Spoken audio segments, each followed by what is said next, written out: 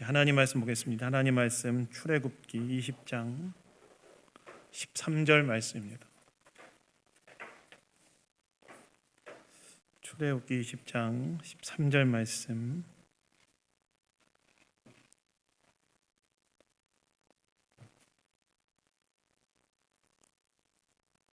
다 찾으셨으면 우리 함께 읽도록 하겠습니다. 우리 한 절이나 함께 읽도록 하겠습니다. 읽겠습니다. 시작. 살인하지 말라. 살인하지 말라. 특별히 뭐 더 얘기할 것도 없는 것 같은 살인하지 말라. 하나님께서 주신 10가지 계명 6번째 시간, 인간 생명의 존엄성이란 제목으로 하나님 말씀 나누기 원합니다. 여러분, 오늘 이 설교는 하나님께서 이스라엘 백성들에게 주신 10가지 계명 중에 6번째 계명인 이 살인하지 말라는 계명에 대한 설교입니다. 제가 이 10계명 설교를 지금 쭉 진행 중에 있는데, 이 6번째 계명을 가지고 설교한다고 했을 때 어떻게 이 구절을 가지고 설교해야 될지 굉장히 막막했습니다. 살인하지 말라는 계명은 어떻게 보면 너무나 당연하고 분명한 명제일 뿐만 아니라 앞에 등장한 5계명까지는 그래도 계명과 관련된 부연 설명이나 또 축복의 말씀이 있어서 그 내용을 설교로 담아내면 되는데, 이 살인하지 말라, 이 계명은 딱 이 살인하지 말라는 한 구절만을 가지고 있기 때문에 이 구절 가지고 내가 어떻게 설교해야 되는가 굉장히 막막했어요. 근데 제가 이 구절을 연구하고 또 묵상하면서 이 구절에 담겨진 하나님의 마음과 뜻을 깨닫게 됐고, 그것을 나누면 좋겠다는 생각을 해서 설교를 준비했는데요. 그래서 오늘 이 6번째 계명인 살인하지 말라라는 계명을 살펴보면서 이 계명의 참뜻이 무엇이고 이것이 오늘 우리에게 어떤 의미가 있는지 오늘 주일 아침에 우리가 함께 생각해 보기를 원합니다. 여러분, 오늘 보면 13절에 보시면 이제 하나님께서 이스라엘 백성들에게 주신 6번째 계명이 등장하는데, 그 계명은 바로 무엇이었습니까? 외우기도 쉽죠. 뭐였습니까? 얘기해 보세요. 여러분의 입으로 얘기해 보세요. 뭐였습니까? 살인하지 말라. 살인하지 말라. 근데 사실 이 살인하지 말라는 이 계명은 히브리어 원문에 보시면 로티르 차으라는 단어가 쓰여졌는데, 로는 말라는 뜻이고 티르차는 죽이다는 뜻으로 히브리어 원문을 있는 그대로 직역하면 너는 죽이지 말라라는 뜻이었어요. 시내단에 친히 강림하신 하나님께서 이스라엘 백성들에게 6번째 계명을 주셨는데, 그 계명은 무엇이었냐면 너는 죽이지 말라, 너는 죽이지 말라라는 계명이었다는 거예요. 근데 여러분, 이 6번째 계명이 너는 죽이지 말라라는 계명이라고 했을 때 여기에 문제가 있지요. 어떤 문제가 있습니까? 죽이지 말라고 하신 대상이 명확하지가 않아요. 누구를 죽이라는 이 목적어가 없는 거예요. 가축을 죽이지 말, 동물을 죽이지 말라는 것인지, 사람을 죽이지 말라는 것인지, 아니면 동물과 사람을 다 죽이지 말라는 것인지에 대한 목적어가 없기 때문에 이게 명확하지 않은 문제가 있어요. 그럼 왜 한글 성경에서는 이것을 살인하지 말라, 사람을 죽이지 말라는 계명으로 번역을 했는가? 여러분, 7계명부터 10계명까지가 다 무엇과 관련된 계명이죠? 사람과 관련된 계명이죠. 그래서 이런 맥락 속에서 이 5계명도 사람과 관련된 계명으로 파악해서 살인하지 말라는 계명으로 번역한 거예요. 타당한 해석이죠. 즉, 하나님께서 이스라엘 백성들에게 너희는 사람을 죽여서는 안 된다, 죽이지 말라 하셨는데, 뭘 죽여서 안 된다고 말씀하셨냐면 사람을 죽여서는 안 된다고 말씀하셨다는 거예요. 나를 섬기는 나의 백성인 너희는 사람을 죽여서는 안 된다, 이렇게 명령하셨다는 거예요. 근데 여러분, 우리가 살인하지 말라는 계명이 사람을 죽여서 안 된다는 계명임을 받아들인다 할지라도 여전히 해결되지 않은 문제가 있죠. 어떤 문제 해결되지 않습니까? 여기서 말하는 죽이지 말아야 될 사람이 구체적으로 어떤 사람인지가 명확하지 않아요. 그래서 이 계명이 모든 사람을 죽여서는 안 된다는 것인지, 혹은 전쟁 중에는 괜찮지만 평화 시에는 안 된다는 말씀인지, 혹은 종은 죽여도 되지만 자유민은 죽여서는 안 된다는 것인지, 혹은 직접적으로 죽여서는 안 되지만 간접적으로 죽이는 건 안 된다는 것인지에 대해 명확하지가 않아요. 사실 이것이 명확해야만 우리가 살인하지 말라는 하나님의 계명을 잘 이해할 수 있는데요. 그렇다면 우리는 이것을 어떻게 할 수 있는가? 그것은 이 오늘 본문의 이 구절로만은 이해할 수 없고, 구약 성경 전체에서 이 살인하지 말라는 말씀이 어떤 용례로 쓰여졌는지에 대해 우리가 좀 알 필요가 있습니다. 실제로 오늘 본문에 등장한 이 살인하지 말라는 말씀에서 살인하는 단어는 히브리어로 라짜흐라는 단어가 쓰여졌는데, 이 단어는 구약 성경에서 총 47번 쓰여졌고 그 중에 20번이 민수기 35장에 쓰여졌어요. 굉장히 많이 민수기에 쓰여진 거죠. 그다음 민수기 35장에서 이 단어가 어떻게 사용됐는가, 크게 두 가지 의미로 쓰여졌는데, 첫 번째는 고의로 누구를 죽이는 것과 두 번째는 실수로 누군가를 죽이는 것에 사용되어져요. 즉 누군가를 미워해서 죽이는 고의적 살인을 행할 때 이 라짜흐란 단어가 사용되어졌고, 또 누군가를 실수로 악의 없이 과실로 누군가를 죽였을 때도 이 라짜흐란 단어가 사용되어졌어요. 이 말은 무슨 말이냐면, 하나님께서 살인하지 말라고 했을 때 이 살인하지 말라는 말씀은 다른 사람에 대한 미움으로 행하는 고의적인 살인이든, 또한 의도가 없이 일어난 과실치사든 둘 다 해서는 안 된다는 말씀이었다는 거예요. 이 말은 무슨 말입니까? 모든 불법적인 살인은 너희가 행해서는 안 된다.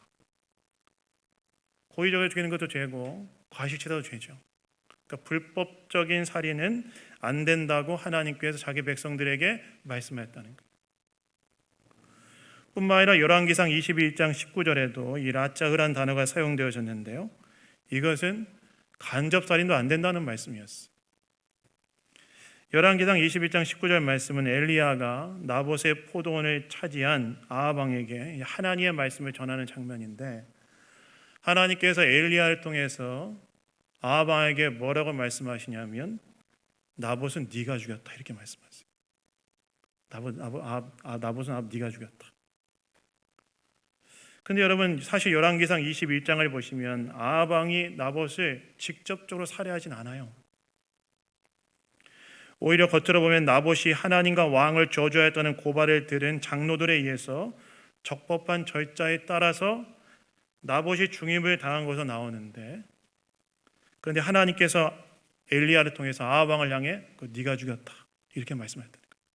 아합이 직접 죽인 게 아니라 그냥 겉으로 보면 적법한 절차에 따라 죽인 것처럼 보이는데, 하나님께서 엘리야를 통해 네가 죽였다, 이렇게 말씀하셨다는 거예요.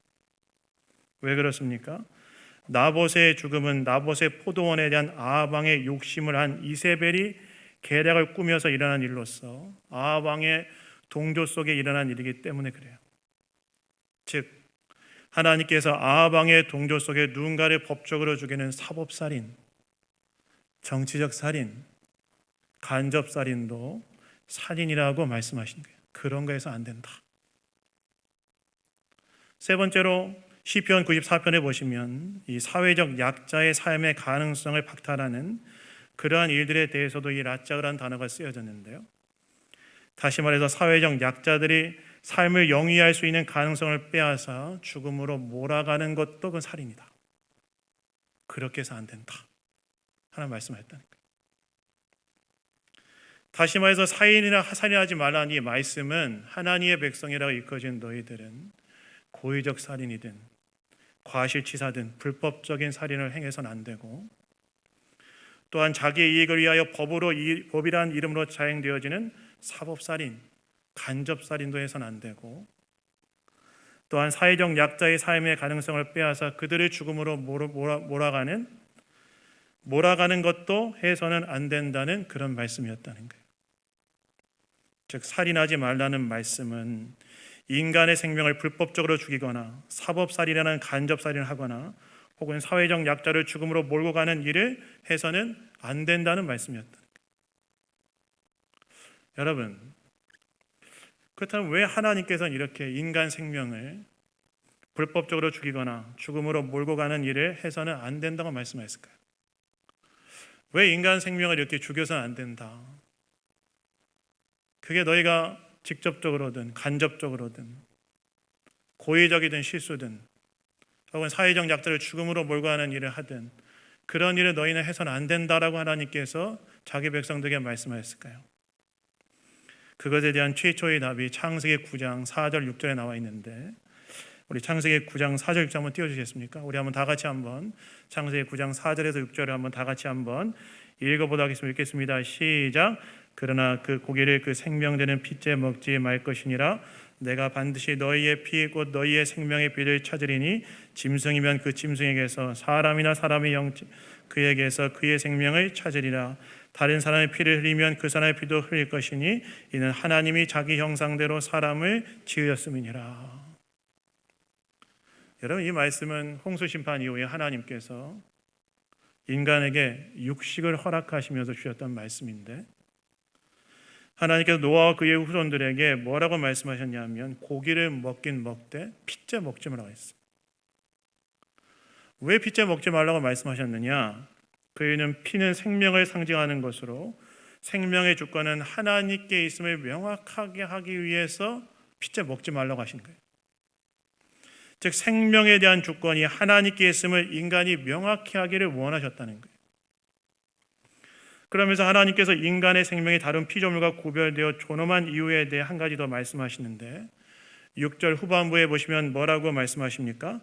인간은 하나님이 자기 형상으로 지으셨다고 말씀하시죠.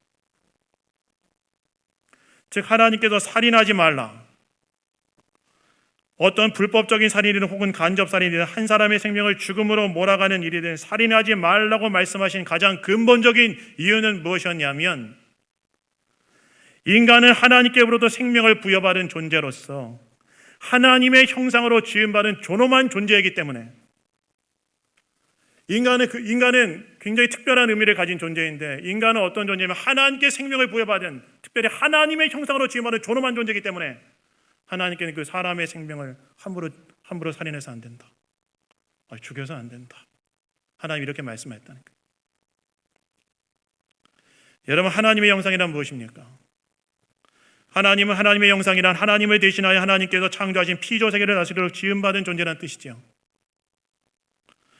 피조세계가 하나님이 어떤 분이신지를 볼 수 있도록 하나님의 영광을 반영한 존재가 인간이라는 거예요. 인간이 그렇게 존엄한 존재라는 거예요. 이 말은 무슨 말입니까? 신분과 남녀노소, 민족과 인종과 상관없이 사람은 하나님의 형상을 반영한 존재, 존엄한 존재이기 때문에 그 생명을 쉽게 취하거나 죽여서는 안 된다는 말씀이었다는 거예요.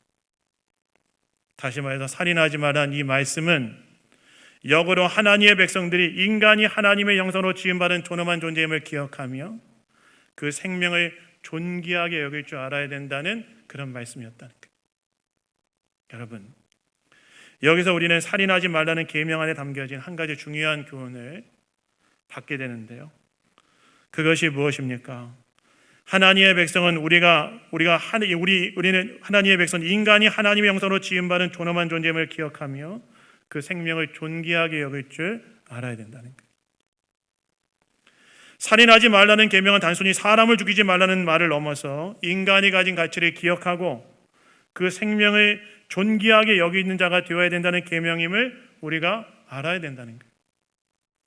그래서 여러분, 우리가 살인하지 말라는 이 계명을 지키기 위해서 우리가 먼저 스스로 물어봐야 될 것이 있어요. 무엇일까요?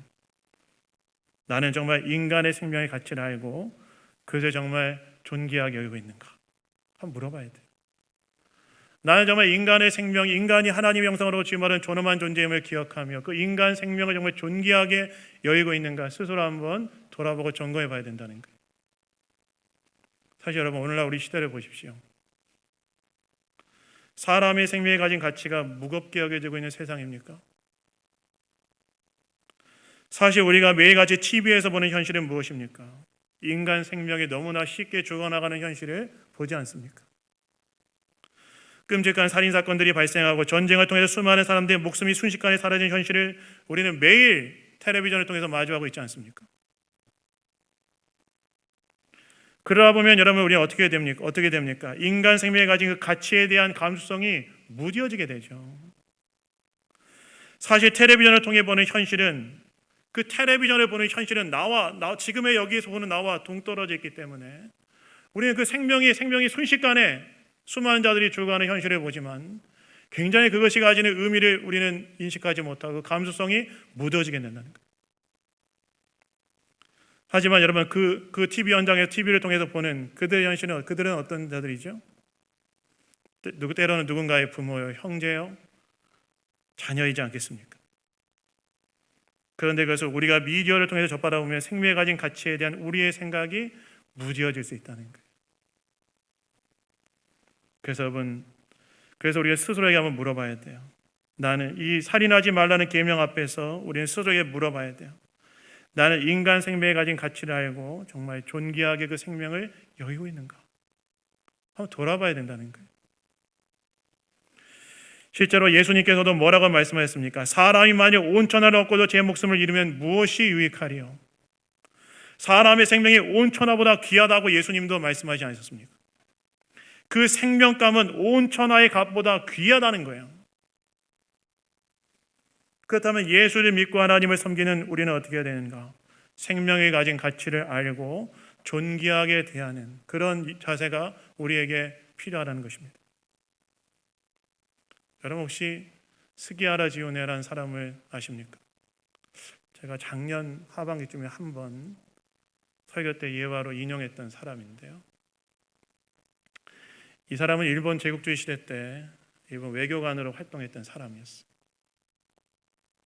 특별하게도 이 사람은 그 예루살렘에 기념비가 세워져 있는 사람인데, 그의 기념비가 예루살렘에 세워진 이유는 무엇이냐면 이 사람이 리투아니아 대사로 복무할 때 행했던 일 때문이었습니다. 그래서 그 리투아니아 대사로 복무했을 때 어떤 일이 일어났느냐? 이 사람이 어느 날 아침에 일어났을 때 자신의 공간 앞에 많은 사람들이 모여 있는 것을 보게 되는데, 이들이 누구였냐면은 독일군이 폴란드를 침략했을 때 그 독일군을 피해서 동유럽 국가였던 리투아니아로 피신했던 유대인들이었어요. 그들이 다 자기 공간 앞에 다 모여 있는 거예요. 그런데 이 독일이 계속해서 동진할 것 같은 상황이 되자 이 사람들은 이 독일군을 피해서 어떻게 하기 원했냐면, 이 리투아니아가 이 폴란드 옆에 있지 않습니까? 그 다음에 러시아하고 이렇게 가는데, 이 유대인들이 독일이 그냥 폴란드에서 끝나는 것이 아니라 계속 동진할 것이라고 여겨지니까 어떻게 하냐면 러시아의 동쪽 끝인 블라디보스톡으로 가고 싶어 했어요. 근데 블라디보스톡으로 가고 싶은데 문제가 뭐였냐면, 블라디보스톡으로 가려면 이 러시아를 통과해야 되는데, 러시아를 통과하기 위해서는 제3국으로 가기 위한 비자를 받아야 됐어요. 근데 이때 당시 리투아니아 상황이 어땠냐면, 독일의 침공을 예상한 러시아가 리투아니아를 러시아 영토에 편입시키고 리투아니아에 들어와 있는 모든 외국 공사들을 철수시켜버렸어요. 남은 게 딱 일본 대상 하나 있어요. 그러니까 유대인들이 블라디보스토크로 가려면 그 일본인 그 대사였던 이 스기야라 지오네를 통해서 비자를 받는 게 필요했어요. 그래서 그 아침에 그 비자를 받으려고 그 공간에 다 모여 있는 거예요. 일본 비자를 달라. 그 블라디보스토크로 가겠다. 그래서 이 스기야라 지오네가 어떻게 하냐면 일본 외무부에 연락을 해가지고 유대인들이 비자를 받기 원한다. 근데 일본 외무성에서 어떻게 반응하냐면 독일과의 관계가 어그러질 것을 염려해서 3번이나 연락했는데 다 거부합니다. 그래서 그때 상황에 이 스기야라 지오네가 어떻게 하냐면, 특별히 이 스기야라 지오네는 당시 일본에서 굉장히 드물게 기독교 신앙을 갖고 있던 사람이었는데, 이 사람이 어떻게 했냐? 출세의 길이냐 아니면 생명의 살리는 길이냐, 이 사이에서 고민하다가 생명의 살리는 길을 선택하는데, 그래서 그때부터 어떻게 하기 시작하냐면 그에게 남아있던 28일 후에 나가 철수하라고 러시아가 명령했거든요. 28일 동안 어떻게 하냐면 하루에 20시간 동안 수기로 그들의 비자를 써주기 시작해요.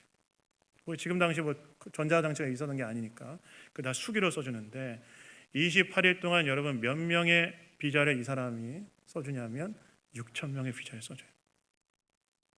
굉장히 많은 사람이 비자를 써준 거죠. 확인시켜주고 그리고 그 사람들이 살아남습니다. 근데 여러분 사실 그 다음에 어떤 일이 발생하냐면 그 나중에 독일이 그 리투아니아를 침공한 다음에 거기 여러분 유대인들이 독일군에 의해서 대량으로 죽임을 당하는데 몇 명 죽은지 아십니까? 그 리투아니아에 남아있던 20만 명의 유대인들이 다 죽어요. 독일군에 의해서. 근데 스기아라 지오네가 6천 명을 살린 거예요. 그 나중에 종전 이후에 그래서 2차 세계대전 끝나고 난 다음에 이스라엘에서 이 스기아라 지오네 이 이야기를 알고 그를 위해서 예루살렘에 그러면 기념비를 세워줘요. 근데 이 스기아라 지오네가 나중에 어떻게 되냐면 그 외무성의 말에 따르지 않았다는 괘씸죄로 잘립니다.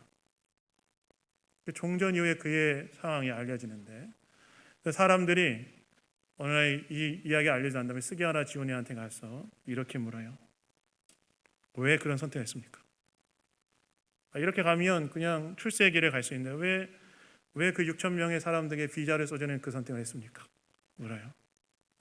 그때 스기아라 지오네가 딱 한마디 하는데 뭐라고 얘기하냐면 이렇게 얘기했다고 그래요. 그들은 인간이었고 나의 도움이 필요한 사람들이었기 때문입니다. 그들은 인간이었고 이들을 놔두면 그들이 죽임당할 것에 대한 염려가 있으니까 나의 도움이 필요한 사람들입니다. 나는 하루에 20시간씩 그들을 위한 비자를 수기로 써준 것입니다. 즉 인간 생명의 가치를 생각했다는 거예요. 나중에 학자들이 그의 인생을 연구하면서 그가 인간 생명을 존귀하게 여겼던 그 선택을 했던 이유가 그의 신앙이 반영된 선택이었다고 얘기해요. 하나님을 섬기기 때문에. 살인하지 말라. 인간 생명을 존엄하게 여기라. 그 신앙이 반영된 선택이었다고 이야기해요.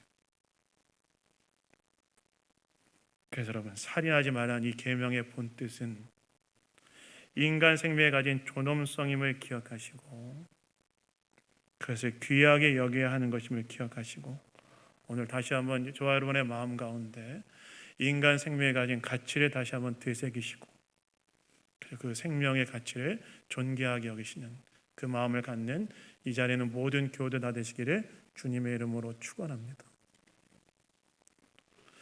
두 번째, 이 살인하지 말라는 계명은 하나님의 백성들은 인간 생명의 가치를 아는 것을 넘어서 인간 생명을 존중하는 사회를 만드는 일에 헌신한 자들이 되어야 된다는 그런 말씀이라는 거예요. 여러분, 하나님께서 이 계명을 주신 대상은 누구죠? 이스라엘 백성들이었어요. 이스라엘 공동체였습니다. 즉 이것은 이스라엘 공동체를 향해 주신 말씀이었다는 거예요. 이것은 무엇을 말합니까? 하나님께서 이스라엘 백성들에게 너희는 생명이 존중받는 공동체를 세워야 된다는 그런 말씀이었어요. 여러분 사실 이렇게 살인하지 말라는 말씀을 들으면 여러분 어떤 마음이 드십니까? 고의든 실수든 누군가를 죽인 일이 없고 사법살인에 관여한 적도 없으며 사회적 약자에 대한 삶의 가능성을 빼앗은 일을 나는 하고 있지 않기 때문에 나와 상관없는 말씀처럼 드리지 않습니까? 나는 그런 적도 없는데 이게 나랑 상관없는 말처럼 들리지 않습니까? 그러나 사실 우리가 이 땅을 살아가면서 이 세상에서 이러한 일들이 정말 많이 일어나는 것을 목도하게 되지 않습니까?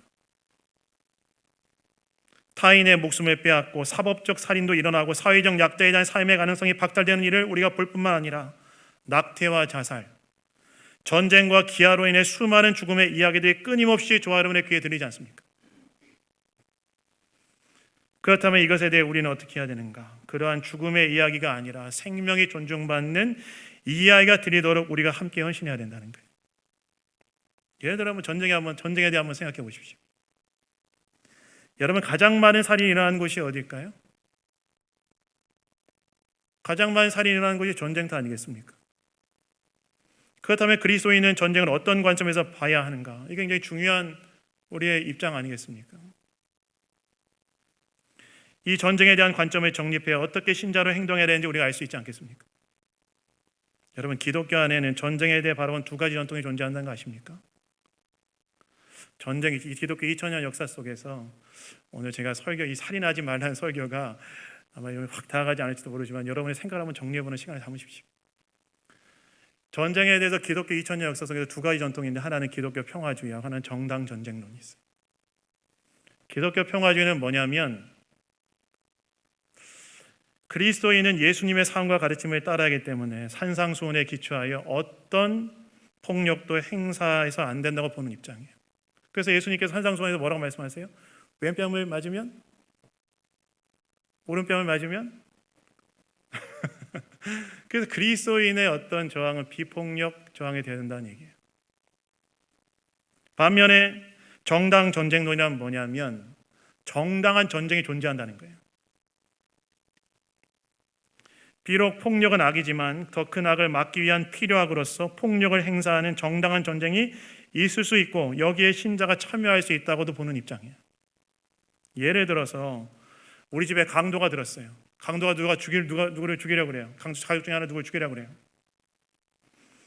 그러면 가족 중에 가장 힘이 센 누구죠? 아빠일까요? 엄마일까요? 말하지 않겠습니다. 가장 힘이 센 누가 무력을 통해서 그걸 제압하는 건 가능하다는 거예요. 굉장히 타당하죠. 더 큰 악을 막기 위해 저희 집에 제가 제일 힘이 세다고 그냥 말씀드리겠습니다. 온 가족의 평화를 위해서 이게 옳은 것 같아요. 그것을 막기 위해 가족 중에 가장 힘이 센 사람이 힘을 사용 그 제압하는 가능한 입장, 타당한 입장이죠. 실제로 이 정당 정쟁론은 종교개혁자 루터와 칼빈의 입장이었고, 저와 여러분이 지금 섬기고 있는 우리 개혁파 장로교회가 바로 이 입장 가운데 서 있어요. 정당한 전쟁이 있다는 거예요. 여러분, 안중근 의사를 한번 생각해 보십시오. 안중근 의사는 이토 히로부미를 암살한 분 아닙니까? 사람을 죽인 거예요. 잘못한 것입니까? 여러분, 안중근 의사가 참 역사를 공부하다 참 재밌었는데, 안중근 의사가 이토 히로부미를 죽인 후에 일본 헌병에 잡혀서 일제의 범죄 재판받을 때 자신을 어떻게 대우해달라고 요청한지 아십니까? 저는 이게 이 안중근 의사의 신앙과 이 고민이 담겨져 있다고 생각하는데, 안중근 의사가 자기를 누구로 대우해달라고 요청하냐면 전쟁포로로 대우해달라고 요청해요. 나 전쟁포로다. 왜요?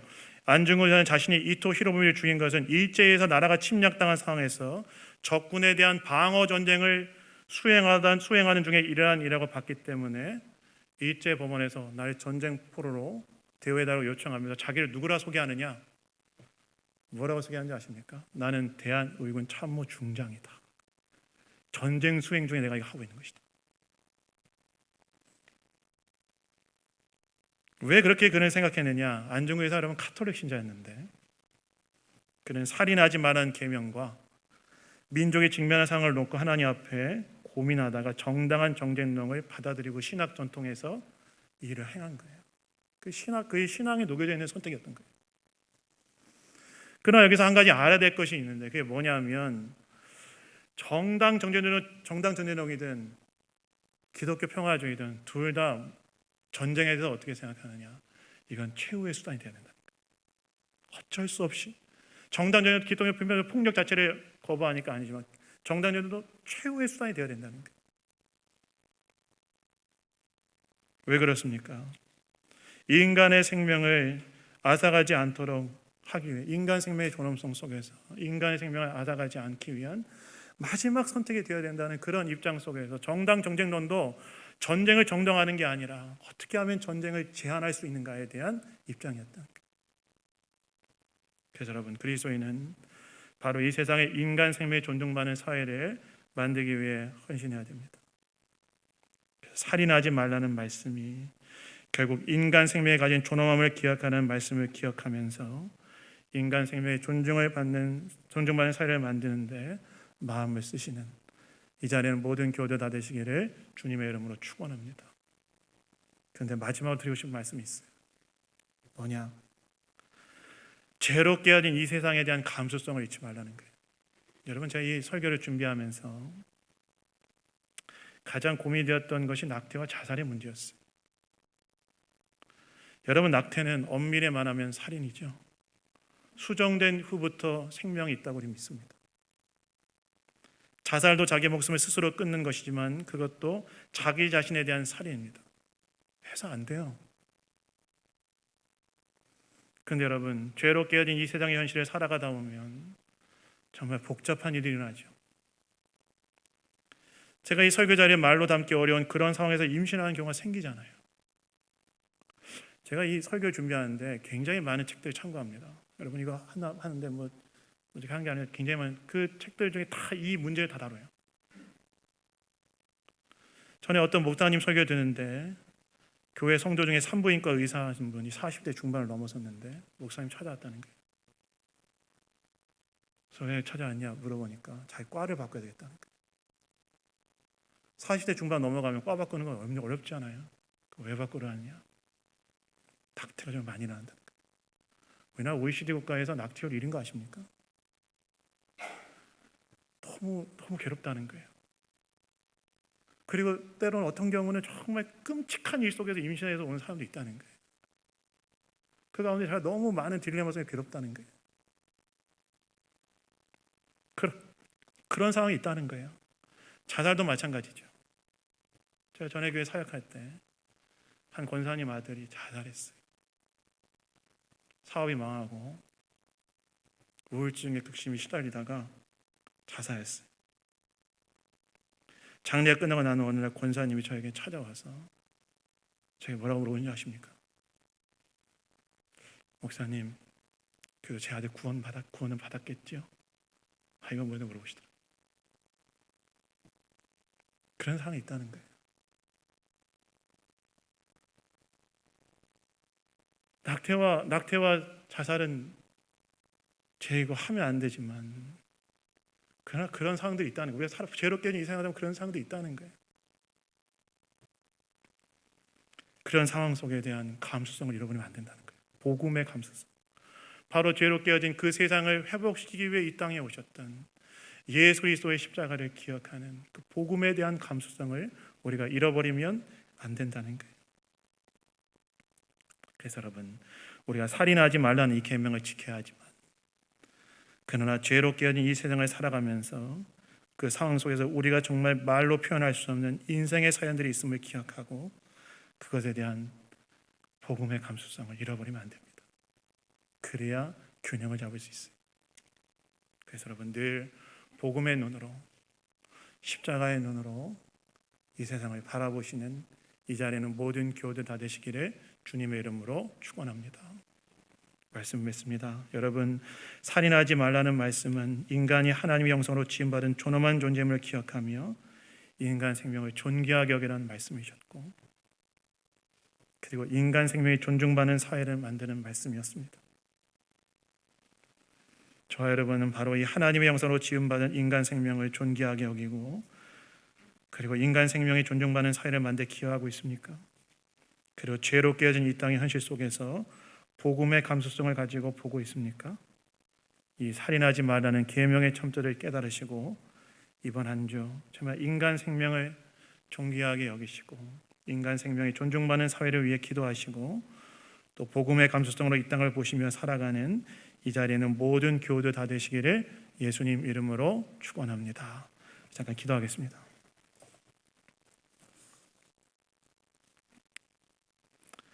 하나님 아버지, 오늘도 우리에게 말씀해 주시니 감사합니다. 우리가 6계명에 담겨있는 하나님의 뜻을 따라 인간은 하나님의 형상으로 지음받은 존엄한 존재임을 기억하며 인간 생명의 가치를 기억하고 그것을 존귀하게 여기며 살 수 있도록 도우시고 그 생명의 가치를 존귀하게 여기는 사회를 만들어갈 수 있도록 도우시며 그러나 죄로 깨어진 이 땅의 현실을 바라보며 복음의 감수성을 가지고 이 땅을 살아가는 주님의 백성들 다 될 수 있도록 은혜 내려 주시옵소서. 모든 것 주님께 맡겨드리며 우리를 구원하신 예수 그리스도의 이름으로 기도드렸습니다. 아멘. 아멘.